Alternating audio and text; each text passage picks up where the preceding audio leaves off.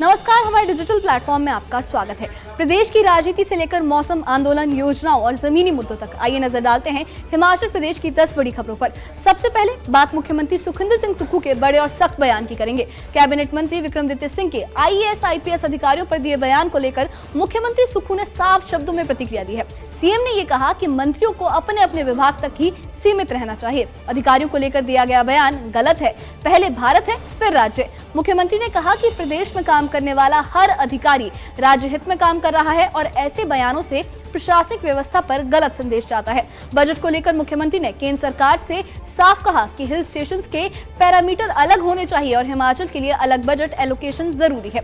CM ने बताया कि GST लागू होने से हिमाचल को आर्थिक नुकसान हुआ है। आपदाओं के कारण सेब के जो बागवान हैं उन्हें काफी नुकसान उठाना पड़ा है, लेकिन डिजास्टर के वक्त राज्य को समय पर फंड नहीं मिल पाता है। पंजाब के साथ चल रहे वाटर सेस विवाद पर भी मुख्यमंत्री ने कहा कि पंजाब से कोई नदी नहीं निकलती। सभी नदियों का जो उद्गम है वो हिमाचल में है। पानी से बिजली बनती है, कंपनियां मुनाफा कमाती हैं, तो हिमाचल को भी उसका हक मिलना चाहिए। इसके साथ ही सीएम सुक्खू ने हिम चंडीगढ़ स्मार्ट सिटी को लेकर कहा कि चंडीगढ़ की सीमा के साथ हिमाचल में एक नया आधुनिक शहर बसाया जा रहा है, जिसमें चंडीगढ़ के प्लानिंग मॉडल और हिमाचल की संस्कृति दोनों का संगम होगा। देखिए, बजट तो नेशनल प्रोस्पेक्टिव में बनता है, लेकिन अपनी बात रखने के लिए मैं माननीय फाइनेंस मिनिस्टर निर्मला सीतारमण जी से मिला। मैंने उनसे ये कहा कि जो हिल स्टेट्स है अक्रॉस द कंट्री, हम हैं, जम्मू कश्मीर है, उत्तराखंड का कुछ पार्ट हिल में है, नॉर्थ ईस्ट स्टेट्स है, उसके पैरामीटर्स अलग होने चाहिए और उस पैरामीटर्स के हिसाब से एलोकेशन ऑफ बजट होना चाहिए। निश्चित तौर पर हिमाचल प्रदेश में GST लगने का नुकसान हुआ है, डिजास्टर से नुकसान हो रहा है। सेब पर इंपोर्ट ड्यूटी 50% से घटाकर 25% कम कर दी गई है। रैशनलाइजेशन ऑफ जब GST का हुआ तो उसका भी नुकसान हिमाचल प्रदेश को पड़ रहा है। और हम कैसे अपने प्रदेश के सस्टेनेबल फिस्कल के रूप में इस्टेब्लिश कर सकते हैं, तो उस दृष्टिकोण से मैंने अपनी बात को उनके सामने रखा। और मेरा ये मानना है कि हम निर्मला सीतारमण जी ने हमारी बात को बहुत गौर से सुना और उनका भी मानना है कि जो हिल स्टेट्स के नॉर्म्स है उसमें थोड़ा बहुत शिफ्ट होना चाहिए। तो मैंने उनसे बजट के प्रोस्पेक्ट में ये मांग की और उन्होंने हमें आश्वासन दिया कि आपकी बात ठीक है कि जो पहाड़ में अगर वेजेस की बात की जाए तो डबल होती है, चढ़ाई होती है, उतराई होती है, ट्रांसपोर्टेशन ज़्यादा लगती है। तो उस संदर्भ में उन्होंने बड़ी गंभीरता से बात की और मुझे लगता है कि उस मामले में हमको आशा है। बाकी तो बजट पूरे राष्ट्रीय परिवेश में बनता है, तो देखते क्या होता है। हरियाणा और पंजाब चंडीगढ़ को लेकर हमेशा उनके बीच में मतभेद मनमुटाव होते रहते हैं। हालांकि दोनों अपने आप को बड़ा भाई छोटा भाई के तौर पे देखते हैं। आपने एक नया स्मार्ट सिटी की बात कही जिसका नाम हिम चंडीगढ़ रखा, उसको लेकर भी कई लोगों ने सवाल उठाए कि हिम चंडीगढ़ ही क्यों, इस पर आप क्या कहें? नहीं, देखिए, हरियाणा और पंजाब हमारे भाई है, कोई संवाद है। हम अपने अधिकार की बात करते हैं, वो भी अपने अधिकार की बात करते हैं, कोई लड़ नहीं रहे। अपनी बात रखने का इस लोकतंत्र में सबको अधिकार है। और हिम का मतलब है कि हमने हिम नाम से पेटेंट किया है। हमारे जो प्रोडक्ट है वो हिम हीरा के नाम से मिलते हैं, हमारे जो प्रोडक्ट है वो हिम बसवाड़ के नाम से बनते हैं। तो हमने चंडीगढ़ एक नया शहर बसाने के लिए, जो हाँ से चंडीगढ़ की बाउंड्री ख़त्म होती है और हिमाचल की बाउंड्री शुरू होती है, वहाँ हमने एक नया शहर बसाने की बात की है। हमने चंडीगढ़ का स्वरूप को भी अपनाया और हिमाचल का जो संस्कृति और संस्कार है उसको भी अपनाया है। काफ़ी सवाल, मगर महत्वपूर्ण सवाल, जो कि इस सवाल ने पूरे भारत के तमाम अलग अलग जगह पे काम कर रहे जो प्रशासनिक अधिकारी है उनको कहीं ना कहीं नाराज़ कर दिया है। आपके कैबिनेट में मिनिस्टर हैं विक्रमादित्य सिंह जी, उन्होंने जिस तरीके से बयान दिया प्रशासनिक अधिकारियों को लेकर, उसको लेकर आप क्या अपनी प्रतिक्रिया रखना चाहते हैं? ये जो नाराज़गी हो गई है अधिकारियों की, उत्तर प्रदेश की, जो बिहार के जो कैडर के लोग आते हैं जो देश भर में अलग अलग राज्यों में अपनी सेवा दे रहे हैं। देखिए, इस प्रकार के बयान पर कोई ज़्यादा ध्यान देने की जरूरत नहीं होती। हमें तो प्रदेश का हित देखना है और उसमें प्रदेश के हित में जो भी अधिकारी कार्य करता है वो काम करता है। और मुझे बड़ी खुशी है कि हम सबसे पहले हमें भारतवासी देखने, भारत के बाद हमारा प्रदेश आता है और उसमें पूरे देश के कोई भी अधिकारी आते हैं उनका काम करते हैं। अब कई बार इस प्रकार की बात करके अपनी तरफ ध्यान आकर्षित करने की भी बात होती है इन बातों का कोई मायने नहीं रखता मेरे लिए तो प्रदेश में काम करना और प्रदेश को आत्मनिर्भर का बयान लगता है। ये आप मीडिया के लिए हो सकता है, मेरे लिए तो बिल्कुल नहीं है। और मैं आपको एक बात बताऊं कि ये इस प्रकार की बातचीत पे हमको जाना नहीं चाहिए और मंत्रियों के लोगों को भी सब भी है कि किसी प्रकार की इस प्रकार की बयानबाजी करनी नहीं चाहिए।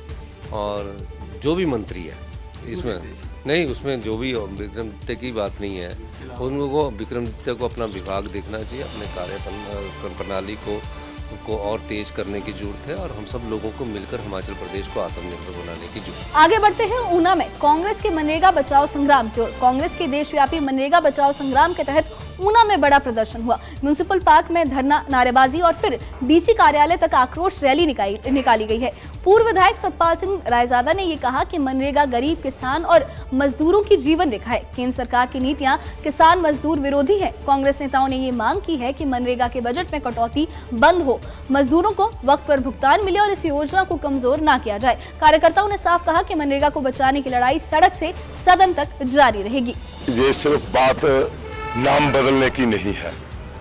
मैंने अपने भाषण में भी ये बात बोली। पहली बात तो ये है कि जिस तरीके से भाजपा के लोग ये सोच रहे हैं कि नाम बदलने से महात्मा गांधी का नाम या इस देश में महात्मा गांधी के योगदान को आप खत्म कर सकते हैं, वो आप नहीं कर सकते हैं। जब भी आप बाहर जाएंगे, हर कंट्री में जाएंगे, उस कंट्रियों में भी आपको महात्मा गांधी की जो है वो मूर्तियां मिलेंगी। आगे बढ़ेंगे चिल्ड्रन ऑफ द स्टेट के सपनों से भरे शैक्षणिक सफर की ओर। मुख्यमंत्री सुखाश्रय योजना के तहत 52 चिल्ड्रन ऑफ द स्टेट 10 दिन के लिए शैक्षणिक भ्रमण के बाद शिमला लौटे। बच्चों ने चंडीगढ़, दिल्ली, आगरा और गोवा का दौरा किया। वंदे भारत ट्रेन, मेट्रो, हवाई जहाज और क्रूज यात्रा, कई बच्चों के लिए ये सब पहली बार था। बच्चों ने कहा कि अगर मुख्यमंत्री न होते तो ये सपने कभी पूरे नहीं होते। सरकार 4000 अनाथ बच्चों को शिक्षा, स्वास्थ्य, आवास और भविष्य के अवसर दे रही है। अब आपको बताते हैं लाहौल घाटी में बदले मौसम के मिजाज के बारे में। लंबे ड्राई स्पेल के बाद लाहौल घाटी में बर्फबारी शुरू है। ऊंचाई वाले इलाकों में बर्फ, ठंड में तेज इजाफा किया गया है। वहीं किसान और बागवानों के लिए राहत की खबर ये है कि मौसम विभाग ने आगे भी बर्फबारी की संभावना जताई है। प्रशासन ने लोगों और पर्यटकों से सतर्क रहने की अपील की है। अब बात करते हैं मंडी में पैरा वर्कर्स के दर्द की। पैरा और मल्टीपर्पज वर्कर्स ने समय पर वेतन न मिलने पर नाराजगी जताई है। 6,600 और 5,500 रुपए के मानदेय पर घर चलाना उनके लिए मुश्किल है। कर्मचारियों ने ये सवाल उठाया कि जब नियमित कर्मचारियों को वक्त पर वेतन मिलता है तो हमें क्यों नहीं। सरकार से वक्त पर भुगतान और स्थायी नीति की मांग की गई है। आपको पता है कि पैरा वर्कर जो है अपनी सेवाएं निरंतर रूप से देते रहते हैं, चाहे वो नदी नाले हो, चाहे पहाड़ हो, चाहे बर्फ हो। आजकल सर्दियों में बर्फ में जाके जो है सप्लाइयाँ सुचारू रूप से चला रहे हैं। परंतु आज कुछ चीज़ें ऐसी देखने को मिल रही है जिनसे हम सरकार से विनती भी करते आए हैं और हम बार बार जो है अपनी अपीलें भी करते हैं। मैं आपको बताना चाहता हूं कि जो पैरा वर्कर हैं, जो para pump operator, para fitter है, उनको मानदेय जो है 6600 रुपये और जो मल्टीपर्पज़ है उनको मानदेय है 5500 रुपये। परंतु आज जो है अधिकांश जिलों में और अधिकांश जो हमारे डिवीज़न है, सब डिवीज़न है, सर्कल हैं, उनमें जितने पैरा कर्मचारी लगे हुए हैं, तैनाती की गई है, उनकी जो है सैलरी नहीं आ रही है। तो मैं सरकार से यही कहना चाहता हूं कि जो आप मानदेय पैरा कर्मचारियों को दे रहे हैं, जो 5500 और 6600 रुपये, एक तो उनसे परिवार के एक सदस्य का गुजारा नहीं होता है। हम अपने परिवार को कैसे पाल रहे हैं ये हम लोग ही जानते हैं। आगे बात करेंगे सिस्सू में 40 दिन तक टूरिज्म बंद होने की खबर की। हुल्डा पर्व और देव परंपराओं के सम्मान में 20 जनवरी से 28 फरवरी तक पर्यटन गतिविधियों पर रोक है। स्थानीय पंचायत और ग्रामीणों का कहना है कि धार्मिक आस्था और शांति सबसे सर्वोपरि है। ये परंपरा सदियों से चली आ रही है। आगे बढ़ेंगे एससी आयोग के सख्त संदेश की ओर। एससी आयोग अध्यक्ष कुलदीप कुमार धीमान बोले कि अनुसूचित जाति पर अन्याय रोकना उनकी सर्वोच्च प्राथमिकता है। अब कोई भी नागरिक आयोग की वेबसाइट पर ऑनलाइन शिकायत या सुझाव दर्ज कर सकता है। आयोग की रिव्यू मीटिंग से शिकायतों का निपटारा तेज हुआ है। जिला में हमारा रिव्यू मीटिंग आयोग करता है। जो शेड्यूल कास्ट कंपोनेंट प्लान है, दूसरी स्कीमें हैं शेड्यूल कास्टों के हित की, उसके लिए हर जिला में रिव्यू मीटिंग्स होती हैं। हम पहले 3 मीटिंगें 3-4 डिस्ट्रिक्ट में कर चुके हैं, तो अब आज कल हम कांगड़ा जिला की रिव्यू मीटिंग करेंगे। लेकिन हमने जहाँ जहाँ पहले जाके देखा है कि जिस जिला में भी हम जाते हैं जो हमारे एनजीओस के प्रतिनिधि होते हैं शेड्यूल कास्ट के, और जो पंचायतों के शेड्यूल कास्ट के प्रतिनिधि होते हैं, उनको बुला के उनसे एक मीटिंग करके उस इलाके की जो है फीडबैक लेते हैं कि उस फीडबैक से हमें पता लगता है कि कहाँ कहीं पर किसी से ज्यादती तो नहीं हो रही है। हमारा आयोग का जो मैंडेट है, जो सब्जेक्ट है, जो माननीय मुख्यमंत्री ने हमें बनाया है 1 साल पहले, उसी मकसद से बनाया है कि अनुसूचित जाति वर्ग के साथ कोई अन्याय ना हो। बात करते हैं डाक जीवन बीमा पॉलिसी धारकों को मिली बड़ी राहत के बारे में। डाक विभाग ने 3 महीने का विशेष अभियान शुरू किया है। लेट फीस और सरचार्ज जो फीस है उस पर भी 20 से 25% तक की जो छूट है वो दी गई है। जिनकी पॉलिसी बंद हो गई थी उनके वो भी अब बिना ज्यादा बोझ के दोबारा उसे चालू करवा सकते हैं। भारतीय डाक विभाग ने दिनांक 14 जनवरी 2026 से 14 अप्रैल 2026 तक एक विशेष अभियान के अंतर्गत पिछले 5 वर्षों से बंद हुई पॉलिसियों को पुनः चालू करवाने के लिए एक विशेष ऑफर दिया है। उसमें 1 लाख तक जिनका प्रीमियम है और डिफ़ॉल्ट पे उस पर 2500 रुपये अधिकतम छूट मिलेगी। 1 लाख से अधिक और 3 लाख तक अधिकतम 3000 रुपये छूट मिलेगी और 3 लाख रुपये से अधिक पे 3500 रुपये जो रिबेट मतलब डिफ़ॉल्ट है उस पर छूट का प्रावधान किया है। इससे डाक जीवन बीमा और ग्रामीण डाक बीमा धारकों को अपनी बंद हुई पॉलिसियों को चलाने के लिए अतिरिक्त बोझ का वहन नहीं करना पड़ेगा। आखिर में बात हिमाचल में मौसम की अपडेट की। 3 महीने के ड्राई स्पेल के बाद बारिश और बर्फबारी के आसार दिख रहे हैं। 18 जनवरी तक ऊंचे और मध्यम इलाकों में बर्फबारी के आसार हैं। 19 और 20 जनवरी को पूरे प्रदेश में असरदार पश्चिमी विक्षोभ का संकेत दिया जा रहा है। लाहौल स्पीति, किन्नौर, चंबा, कांगड़ा और कुल्लू में बर्फ गिरने की संभावना है।